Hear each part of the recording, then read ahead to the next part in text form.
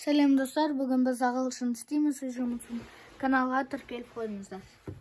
Бұл жақта бізге 6 мен 7-ні берді. 6-да мына жақ 22 деп тұр. Ол біздің кітабымыздағы 22-ші бетті асу керек екенін жазып тұр. Біз алып сөздерді жазу керек. Мына жақта take off your caps and дегенде, мына жақта 2 дегенде and you jump as 2. Biz mına жақта and closes деп жазамыз.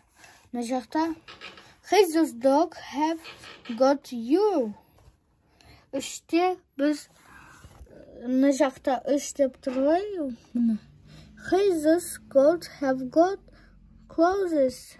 Бірақ біз мына жақта scarf деп жазамыз.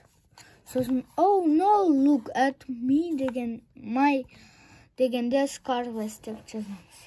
7-ші жаттығу. Мына жақта е әрпі тұрса және екі р тұрса ч болады. Мына жақта w мен i болса ш болады. Мына жақта қайтадан i болып тұр, сол үшін she болады. Fish.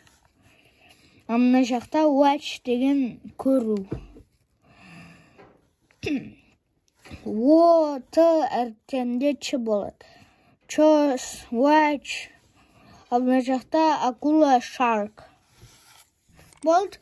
Бүгінгі сабағымыз аяқталды. Каналға тіркеліп қойыңыздар, сау болыңыздар.